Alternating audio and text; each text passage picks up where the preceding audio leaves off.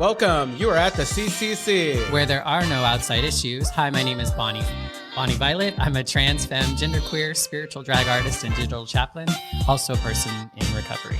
My name is Anthony. I'm a 7th year doctoral student in clinical psych.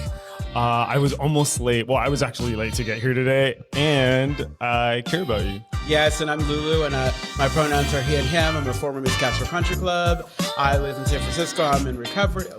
I'm in recovery for crystal meth and alcohol, and I am always in search of balance. And each week we create and provide a brave space where we can talk about topics of recovery. Yes, and our intention is to hold and inspire better spaces for those people in recovery. By tackling topics sometimes used to separate us. But before we do that, like, subscribe, and ding that bell. Ding, ding, ding, ding. That was smooth-ish. It's smooth. It was not. Where was my words today? I know. I was like, I only say this every week for, a year and a half? I know. It's all good. Oh my God, I barely made it. But you did. I did make it. Okay, I guess we are really four-ish. For Do I need to change the promos? To four-ish. Like 403. We can rely on our faithful listeners to not leave.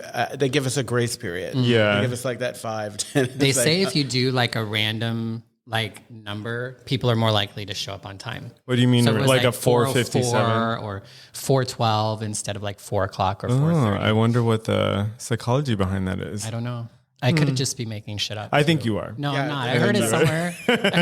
It might not be there might not be research on it, but I did hear it. You can't believe everything you hear and then tell everyone about it. Right. Bonnie believes everything on the internet. Plot That's twist. not true. She's with QAnon and she's I have a little bit of discernment. Okay. I can, think for myself a little bit. I believe you can. I think it makes sense though. Why don't we start with you're doing? We're so giddy because you're here. Yeah. I'm giddy to be here. You don't seem giddy to be here. Girl, don't read me. I am pushing through. It's okay. Life is really life in me, but I'm still trying to show up. I know things have not been easy for you recently. It's all good. So why don't we start with how you're doing?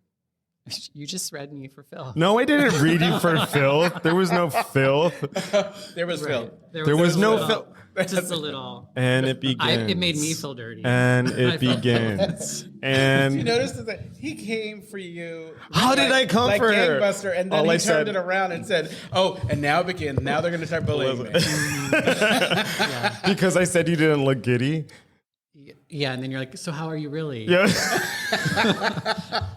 Like, no, really, how are you? Really? So So how let's are you start with suffering today? Let's start with you, Anthony. We can. Do you want to start with me? I think We're asking you to start. Okay. I'm good. Your turn. Okay, Lulu. I'm really good. But I do want to say, this past weekend, I got a chance for my alter ego to co-host Fall Follies. It's an event that happens through Western Roundup Living Sober. It's a conference that's being held in San Francisco, and it was a lot of fun. And that's it. It was a lot of fun. So I'm It's a fun I'm show. good. Yeah, It was. It's one of my favorite drag memories was performing in that show a few years ago. absolutely. You know what I love about it? Normally there's the shows like Mascara usually has a theme. Yeah. And depending on who the host is, they're really rigid about the theme.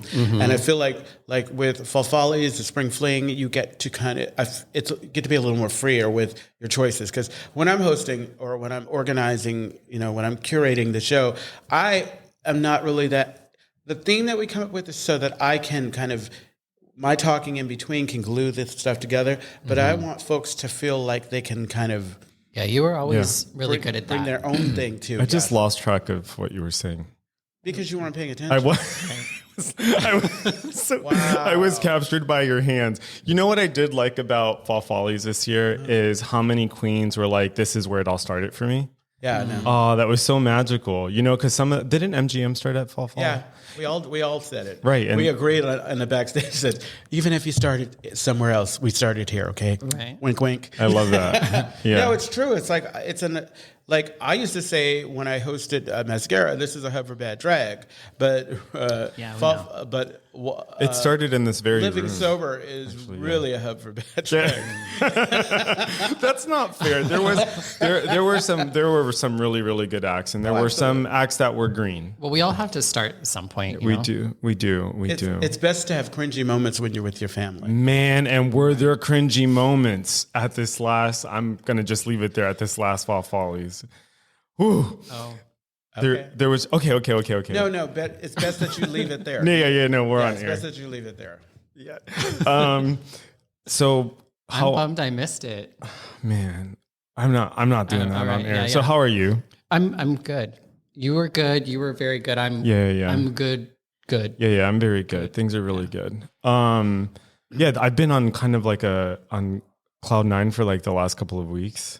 It's been really amazing. Ever since I made that decision not to kind of rush through school, my dissertation. There's something magical about when you're in your whatever, and then you make a decision. Like you make a decision. It's like all of a sudden it's like, I can breathe. Yeah. Well, I felt like I was like voluntarily making myself sick, and I was just like, what am I doing? Why am I doing this? And like the second I was kind to myself, everything opened up, and I'm like, oh, did I just like level up in my recovery or in my like self-care? It was really nice. That's cool. I'm glad to hear that it's been such a positive like experience for you. You don't sound glad. Jesus. I'm just fucking with you. I just can't today. Fucking with you. I can't today. Check, please. All right. So I need to comment that Brandon has popcorn in the room, and I'd really like some popcorn. Yeah, because you need to make a bunch of noise And on eating while you're our ASMR. Shall we transition? I was going to say, is this our... You can't use that word. We talked about Here we go. Did we come up with a different word? Shall we move on? Yes. Okay. All right. So today's topic is masculinity and all of its many forms. For those at home, there's a distinction that we make, at least in text, there's a distinction between sex and masculinity, which sometimes those things are overlapped unnecessarily. So today we'll be talking about traditional ideas of masculinity. I use traditional loosely, but basically anywhere where the word has been used to describe behavior, either in ourselves or in other people or in art or in music, that's what we're talking about today. And as usual for folks listening at home, if you have any thoughts during our conversation, please chime in. We love when you say hi. We love when we get to hear what you're thinking. So where shall we begin? Well, you were mentioning, when you were looking up definitions or whatever, kind of, I would start there. Talk about that. Well, I know masculinity was one of those topics where we all were probably like, that's a great topic, but how do we talk about it? Or, I think it's, for me, I think also as somebody who's trans femme, masculinity is something that I'm still like kind of battling with, and it's like, whether it has to do with my gender identity or it has to do with just my relationship with masculinity and the people in my life, the people that I might fuck, whatever, and kind of understanding that. But when I was doing some looking to kind of see if I could, I don't know, sometimes I like to pre-game for the show and I'll watch a video or two, before we all get together. And I was like looking for masculinity on YouTube, and everything that came up was like alpha male. We gotta take masculinity back. Like we need men to be real men, or, those sorts of things. So I was able to find some more mixed kind of bag stuff around like divine masculinity. And I even came across an interview with some trans men and some like conservative men talking about masculinity, which was quite interesting. Yeah, the masculinity that you're describing, the kind of tough one, I remember, I think that's called hegemonic masculinity, the kind that's like really kind of man's man, which is so weird because there are all of these ideas that are associated with hegemonic masculinity when in fact those things are actually very kind of class-based, if you're on the lower SES side, masculinity tends to look very blue collar, where if you're higher up on the SES scale, masculinity tends to be more white collar, and they're like associated behaviors. Well, and I think the thing I didn't see, I think there's the masculinity that we all grew up with, like as all of us who kind of grew up, I don't know, I grew up as a man, I was raised as a man. but it was like this heteronormative kind of manhood or masculinity that didn't quite match mine. Like it never did. Like as a trans person now, I can, like, it maybe makes a little bit more sense now. I don't know if you all had that same experience, but I think, masculinity for maybe queer men might be a little different than what it is for a straight man. I don't know. Yeah, that's interesting. In the sure. In the bunny stereotypical ears way. sense. The stereotypical kind of expected. What I think is interesting about the word masculinity is that the origin mas, like the kind of translation is worthy of a male. It's just, which is very interesting. And the word femininity, I don't think it was even recorded until the 1300s. I think it was like Chaucer or something like that. So there's very these ideas, I mentioned those things to say that like they're so kind of like slippery, that there is nothing kind of concrete about what it means to be masculine or feminine. I was thinking too about like aggression, because aggression has generally been associated with masculinity, and how aggression in animals is 100% hormonal. And humans, aggression, or rather masculine traits, are not necessarily hormonal. I mean, there have been some associations with like aggression and like sexual drive to testosterone, et cetera. I forgot where I was going with all of that. I was just thinking, like, because I'm just listening to y'all and appreciating this. But when I thought about growing up, when I thought about masculinity, it wasn't so much about like traits or anything. It's about the things that I did. Like I played sports. I was the only boy in my family, so I had to clean the yard while the women cleaned the house. Things of that nature. So it's like I don't know. Yeah, I also think like I learned a very particular type of masculinity growing up. I was born and raised in the projects, and the men in my family were kind of like men's men, except, that looked different for us because, some of the people in my family were selling drugs, and they were, on the streets. And so that looked very different, right? Like it was a hood masculinity. Yeah. And that hood masculinity, for example, wouldn't survive in, say, maybe like a corporate environment, right? Because masculinity is going to look very different, and that type of kind of like hood masculinity is politicized. It has political like energy around it. It's weird how. Okay, so this might take us off on a different tangent. Here we go. But it's that idea of masculinity that it's the differing in masculinity that would cause like someone who is maybe considered quote unquote lower class or white collar to challenge someone's idea of masculinity, period. Yeah. Meaning like, okay, so great. I'm a man. I'm not supposed to show emotion. I'm not supposed to be passionate about things. Or like you have straight men who are dancers, and instantly somebody would dismiss them as not being masculine enough because they're not doing the things the traditional things that are masculine. So. Yeah, and you're reminding me too about how so much of that is informed by culture, right? Because like in the United States, to be a male ballet dancer, you're going to raise some eyebrows. But like if you're in Russia, that has clout because they see the athleticism. I realize I'm treading on like dangerous water by like phrasing Russia in this way, but if you go to like, because people know of the Bolshoi ballet, you're not doing that like a certain former president, so don't worry. No, yeah. The form, like but what I'm saying is that that masculinity is informed by culture, and and the other thing I think that is interesting is I think even in the United States now there's the idea of masculinity is starting to shift a little bit, because there's this new idea of like the Sigma male. Have you ever heard of the Sigma male, like alpha male, Sigma male? So like the alpha male is kind of like aggressive and is about kind of advancing, et cetera, where the Sigma male kind of exists in a realm where they're considered equal with the alpha male, but they aren't kind of preoccupied with all of the other things because they're just doing their own thing. But I think I want to go back to Bonnie Violet's question.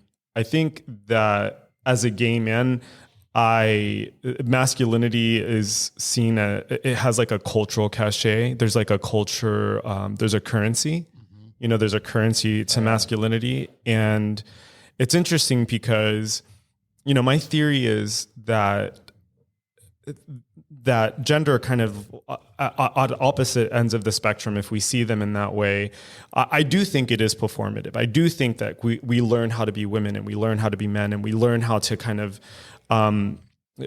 to be non-binary, right? Learned or forced into those roles. Well, yeah, I mean, learned in like the exact, like the technical sense of learn. Yeah, you know what I mean? Like we are conditioned to behave in certain ways, kind of growing up. Who was it? I think it was who was that? She was that philosopher. She said one is not born a woman, one is made a woman, or something like that. Oh man, Simone de Beauvoir. So that was her whole thing. We're all okay. Yeah. I was going to say that. We have a comment. Oh, hey, Todd. It's so Todd says, it's so funny to watch the at-large gay male community perform the hegemonic standard of masculinity as the standard heir superior, aka no femmes. I'm also curious about your thoughts around the performance of masculinity and its relationship to power.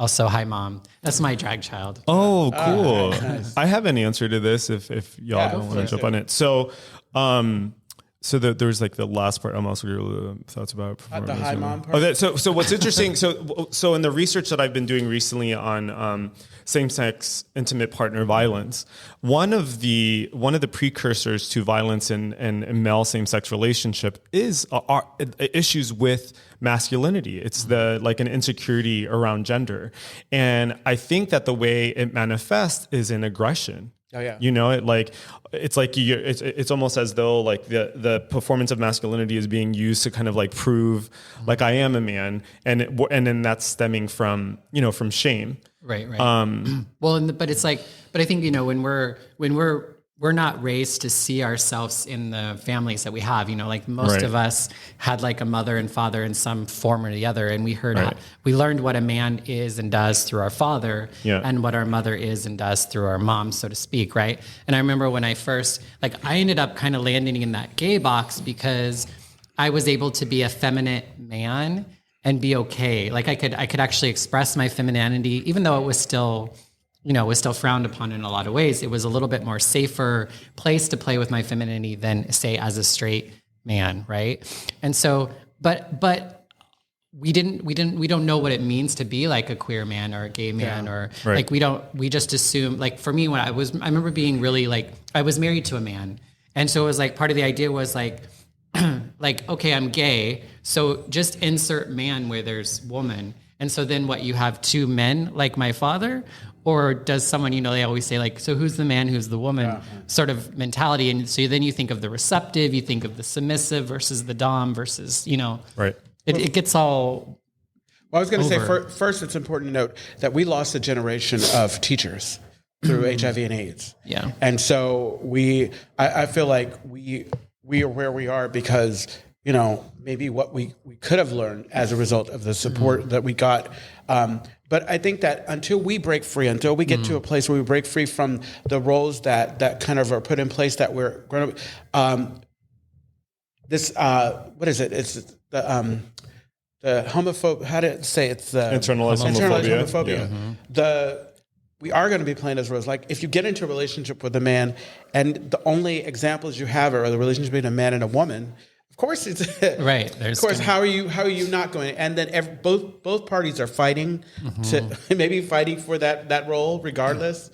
I think one of the traps that we might have fallen in is this idea that something can't exist outside of masculinity and femininity, right? I think, right, and I'm not even thinking about saying I'm non-binary, right? Because non-binary keeps those things in place. It still says there's a woman, there's masculine and feminine, there's a woman and there's a man, right. And so. There can be something outside of that. I do think it's like a false polarity. And not everything has to fall in between masculine. Right. It doesn't. Right. Yeah, but you have to do the work to get there because it's like if you don't think. Well, you just have to let yourself exist where you are. If you don't think of those terms.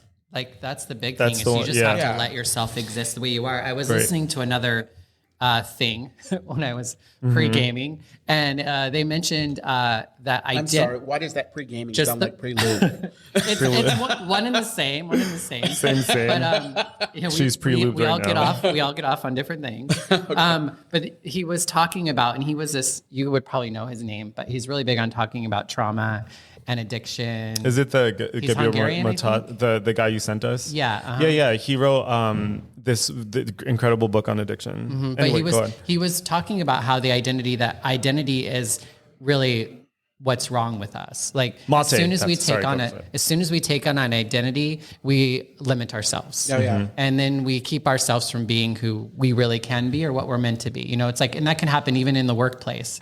You know, it's like you go in and do what everyone else is doing at work, you're just going to get what everyone else is doing. But if you go in and do you, then you can begin to get different results, you know? Yes. That's I'm still chewing on that. That's a On the profound identity statement. aspects. He said it much, much better than I did. He we have Another a question? comment coming in. Jay, what do you see as a solution for parents who are raising young men and trans men? A solution. Well, and I think what I hear, I mean, I think masculinity has such a bad rap. Like this idea, like toxic masculinity is like kind of the only masculinity. And so, I mean, I think when it all comes down to it, I mean, you know, we all have masculine and feminine traits, and even like you said, traits outside of that, right? And I think being able to help or let your child be who they, you know, want to be. Let them explore, let them play. I think that was something I heard too, that, you know, we forgot how to play. Many of us didn't get to play because we have to perform being the cute kid or the one with the good grades or the whatever. And so like allowing, I think, your child, regardless of their gender, to kind of play around with how they express themselves, I think is a way to combat that toxic masculinity, or maybe even, you don't usually hear toxic femininity, but I would think there's probably, you know, some failings in that as well, you know? Yeah. I think saying solution implies that there's a problem, and I feel like we haven't identified what the problem is. Well, I think there are toxic men who are causing harm in the world. So how do I raise a child that is not a part of that? I just had an idea. So I remember, so one of the things I've noticed is that a lot of, like, growing up, I was essentially raised by drag queens and butch lesbians. Really? Yeah, that makes sense. Because I was like super involved in the club scene. And so I had like a group of people that I chilled with. A lot of them were drag queens. So you grew up in your 20s, not your... as a teen. Oh, okay. Yeah. So I used to hang out with all these drag queens and all these butch lesbians, and the lesbians, I noticed, took on these like toxic masculine traits. Oh, absolutely. And I thought this was interesting, right? Because if we agree that gender is learned, then there's something to be said for kind of character or performing like a caricature of a man. But that's also I think it's tricky hard. language. It's hard, and I don't know if this is something I've just been experiencing in my transition, but like it's really hard to discern, am I doing this for me or am I doing this for the people around me? And sometimes it's not even about like, I need your approval. It's like, I just don't want you to punch me in the face. Yeah. You know, or like, and it's really hard. Or it's like, I want to dress nice and I want to go out, but I don't want to deal with somebody trying to fuck me or catcall me or whatever. It's like, I just want to be pretty, or just go out and not, like, if I'm not done up, then somebody's like, what's wrong? Yeah. You know, like what's really wrong, you know? Can I say back to the comment about like raising the solution? Like, obviously, you're right. It's like, I think the solution, I think for parents who are raising trans kids, non-binary, whatever, I think the responsibility or the thing that puts them on the right track is for them to work on themselves. Like, I think that, like, until I decolonize my mind around certain things, I got to be open to it. Yeah. Yeah. Should we take that comment? What was the comment that came in? Was there? Justin says, or writes, what do you see? No, there was one after that. Wasn't there one after that, Brandon? Your sleep at the wheel? So Don says, in my family, being masculine meant not showing emotion. Absolutely. Yeah, means that a lot. Holding stuff in, and in cultures of brown and black cultures, holding stuff in created the mental illness and the depression and all this stuff. It's one of the reasons why men die first. Exactly. All and the alcoholism and all that stuff that we go through. And Yeah. I just think, when I was a teenager, my friend and I, we did drag. We did like The Boy Is Mine. We like dressed up like Brandy and Monica. Anyway, I'm bringing that up because I know. I'm like, I was a fucking teenager. I was like, you haven't shared about this. We're before? good. well, Share that's interesting, and I'll speak to that in a second. But I bring that up because I was never more aware of masculinity than when I was in drag, because I had to perform being a woman, and I remember in my body thinking, well, what does that even feel like? You know? Yeah. That's what happens. That's what happens when a person first starts performing in drag. Yeah. No matter, I always joke and say, but no matter how outwardly masculine or feminine you think you are, all of a sudden it's like I beefed it up because in whatever way I was like trying to make sure that people knew, like in my mind, I'm having, you know how you have that conversation. I'm trying to make sure that people knew that I was what I wanted them to know I was or whatever. Yeah. I mean, to speak to that thing, I think one of the things that I'm learning to get comfortable with is my own femininity, right? Because that to me, if I'm keeping it 100, is terrifying.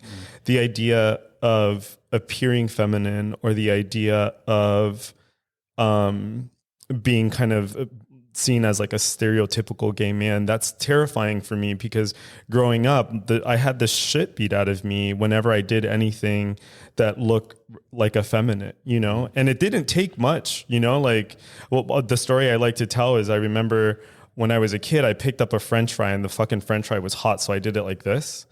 And so for folks at home that can't see, I did my pinky was raised because it was fucking hot. And my dad said, men don't eat French fries like that. And then he picked up the French fry and he showed me how to eat it. And I feel like the message that I got during that time was the first time I think I had the message sent to me. It's not okay to be whatever it is that you are. Like, you have to change your behavior to make sure that, you know, it's satisfying other people's expectations. Yeah.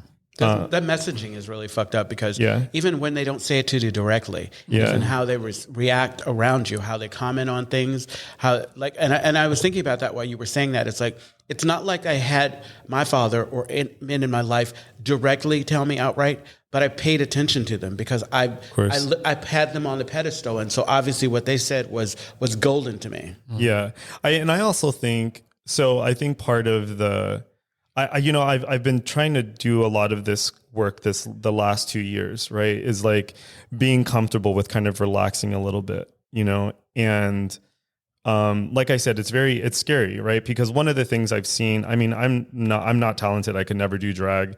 But one of the things that I've heard is that a lot of people who want to do drag are afraid of doing drag because they feel like it'll just desexualize them. Right. Like, I've heard that complaint a lot. Like, oh, once I did drag, like, guys were no longer interested in me. I've heard people talk about that. I've heard of that. Yeah. That's a big thing. I'm sorry. I just get, okay. So in the black community, like, there's been this conversation about the demasculization or whatever of black men or black actors. Let's start with black actors. When you put them in drag, like Medea and all that other stuff. And on the one end, it's like, I'm all whatever. Cause being someone who gets an address every now and then, it doesn't take away from who I am. Like, I had a friend actually call me Gatsby, like, and she said, what does that mean? Well, you're not too masculine or too feminine. I went, which is fine. It's perfect. Right. I think we're fortunate. Go ahead.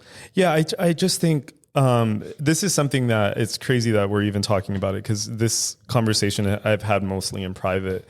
And I just had a conversation with another guy in the rooms, and I don't know how we stumbled on this, but we were talking about how when, for example, you're meeting up with a hookup, there is a bit of a performance there, you know?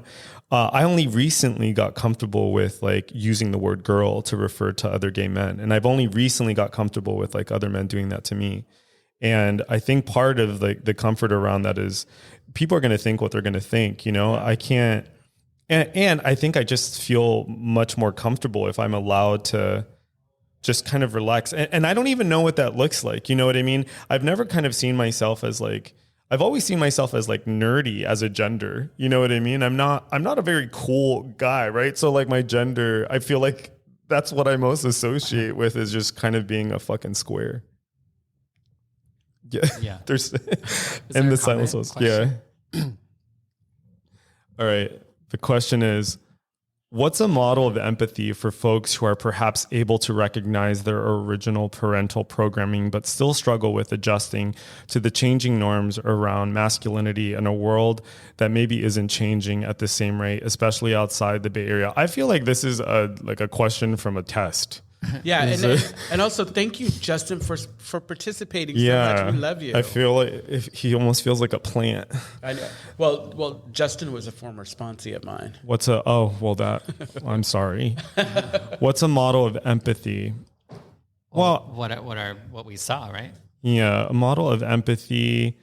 Man, I can't think in public like this. Still struggle with adjusting to changing norms. Masculinity in well, the rooms. I mean, it's like, I think that aren't we really patient with one another, because it's like we're stumbling through all of our experiences.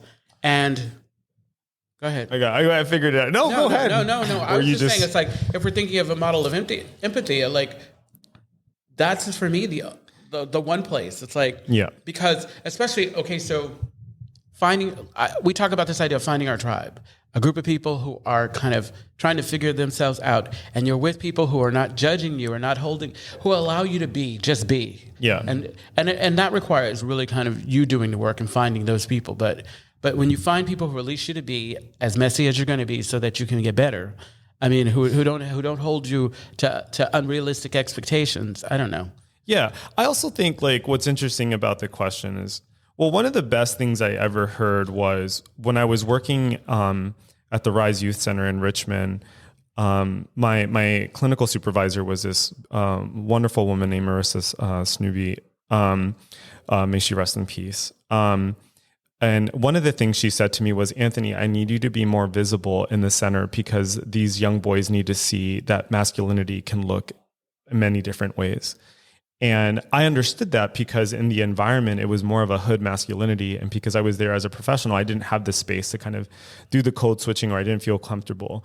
And I remember that was like one of the first times that I thought to myself, oh, you know, like maybe I can, again, like lighten up a little bit. I also think that there's nothing more masculine than a man who gets into drag. And I think the reason why I have that opinion is because I think it takes an enormous amount of energy and self-awareness in order for a man to kind of like say, all right, like I'm going to do this very forbidden thing, this like socially forbidden thing. So you're calling me really masculine? No,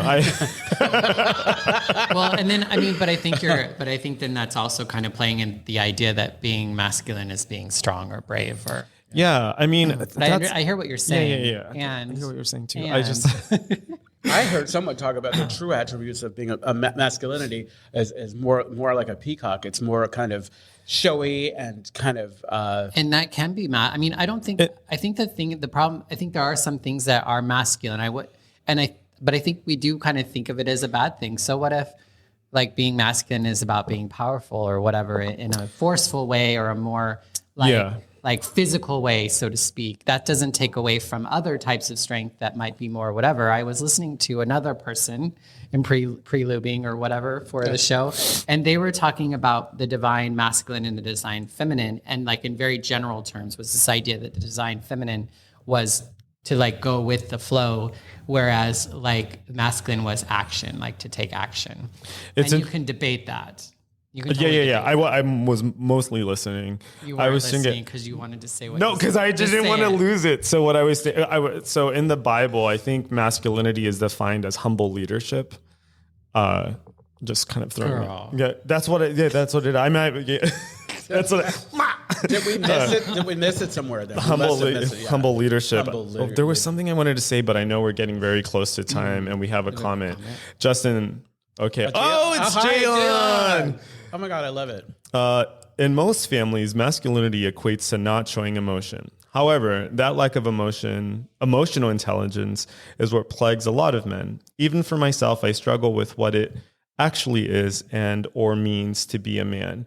And to be honest, what makes that more difficult is dealing with my own community who quote unquote joke and make homophobic and misogynistic remarks about identity and or appearance. Yeah, I love this idea around emotional intelligence and the lack of emotions, like the men aren't allowed to have emotions. And I think one of the I wish I was more masculine in those ways. I wish I was able to not be overtaken by my emotions all the time. You know what I mean? So I think that's kind of like the push and pull of it is that, there's pluses and minuses to both. And I think just getting stuck in one or the other is when it can maybe become toxic. Because I can get so, and I don't know if it's the hormones or whatever, but I can get so in my emotions that I am fucked. I can't that's my problem today. Yeah. Okay. Yeah, I love it. But and it's so interesting to kind of be you can be overrun by the emotions in the same way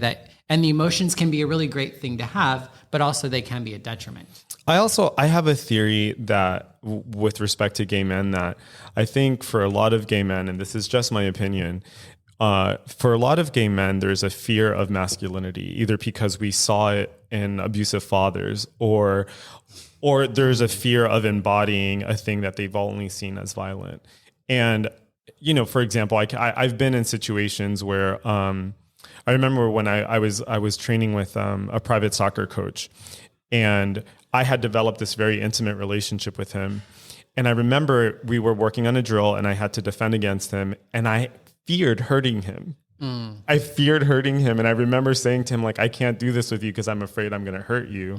And I remember thinking it was such that really fucked with my head. Cause I'm where did this come from? And what can I label this? And I love what you said a second ago about not getting caught up in the I guess the push and the pull between the two things. Cause what I'm learning in my own kind of journey around this kind of stuff is that it isn't about being masculine or feminine, but it's about authenticity and however that shows up. And my last story about this is I can remember when I was with my ex, there was a moment where I allowed myself to be vulnerable. And it wasn't received well because I think the expectation was, Anthony, you can't do this. There isn't room for both of us to be doing the thing that you're doing right now. And that kind of pushed me back. It made me think oh shit, I don't have a partner that I can express my feelings to. I think I relate to that idea of having the fear of masculinity. And at first I was thought no, but I do have a very major fear of that toxic masculinity, but I also have had a very strong attraction and desire for masculinity and a certain type of masculinity, a masculinity I grew up around in rural Idaho. Those were the kind of guys and the people that I really wanted to find myself around because I wanted their acceptance. I wanted to not get the shit beat out of me by those types of men. Does that make sense? Yeah. We've talked about kind of the theory about brotherhood, the idea that I think gay men are in search of brotherhood, and we go about it in ways that isn't always the healthiest. And I'm walking on eggshells right now. Well, no, that Why was are you kind walking of on eggshells? It's true. That was kind of what we when I first thought to talk about this masculinity conversation was a clip from Trevor Noah recently talking about kind of how men were saying there wasn't enough sex, and basically it came down to the end was, is it that men aren't having enough sex, or is it that men aren't getting intimacy met elsewhere or in another way, and I know in my personal sex life, very many times, I think when I was searching for intimacy, I settled for dick, you know what I mean? When that was really not what I wanted. And it just left me feeling empty and dissatisfied. And probably me thinking that sex was dissatisfying, right? When Yeah. it might not actually be the sex, it's just And the overall. it's screwy how that works because it's like when you go out wanting a cuddle, but you choose someone who doesn't want to cuddle or whatever, it can really damage you from all of that period. Like, because if Yeah. you're thinking, yeah, I know. Yeah, because we're whoa. I feel like this is one of those topics where we need a part 2. Yeah. We need to Well, start wrapping up. I was thinking that we definitely need have to have a 6 minutes. conversation about, we need to change the conversation, talk about the feminine part of it too. Yeah, Yeah. that was planned for next week. Yeah. I think, Yeah, was femininity. that is planned for next week. I forgot where I was going to go with all of that, except to say that You're going to tell us about a book or some book? fancy person. Drop it. Simone de Beauvoir. Parlance. Right. Simone, one fun fact about her, she was in a relationship with Sartre, and they were in an open relationship. So they were these like French philosophers, Nice. and were kind of They were lovers. Huh? Yeah, they were lovers, and they were very open about being in an open relationship. That's the first time I'd ever heard of heterosexual people. Well, if a doing that. philosopher can't do it, who can? Right? Seriously, Yeah, seriously. Should we start wrapping up? Do we have any kind of lingering thoughts? I have so many thoughts. I know. It's like, I've been in my head the whole time. Yeah. Let's continue this conversation. This stirred up a lot for next me. week. Yeah. Because when you first talked about it, I'm like, there's a lot to know. talk about. You were like, And really? I might start crying. Yeah, I know. I kind of want to That go would be home. very masculine of you. I want to go home and like map out a structured conversation around it, because it just seems so rich, because we're talking about something that kind of exists like a ghost in space, but no one really names Well, we're swimming in it constantly. it. Yeah. We have I'm our sure whole you life. are swimming. It's like in the it minutia constantly. of masculinity. Not the Right. minutia. the The minutia. minutia. So, Let's parlay. if you want to, I know exactly. If you want to get in touch with the Lulu, you can always reach me on the gram at LouisLou86. Why did you just say the Lulu? because they wanted to. Go. And you can reach me, Bonnie Violet, at A Queer Chaplain on all of the things, or you can go to my website at aqueerchaplain.org. And you can kind of reach me at @LucasCCC on Instagram. Or if you don't want to hit me up on Instagram, you can send us all an email at podcast@CastroCountryClub.org. If you're feeling extra chatty, you can leave us a voicemail on our SpeakPipe. SpeakPipe.com @speakpipe.com/@the-CCC.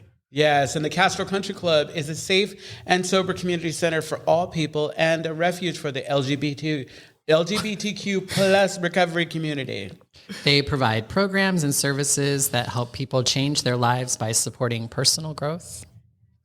Their vision is to reduce the suffering of addiction by connecting people to community, opportunity, and support. You can find more information at CastroCountryClub.org.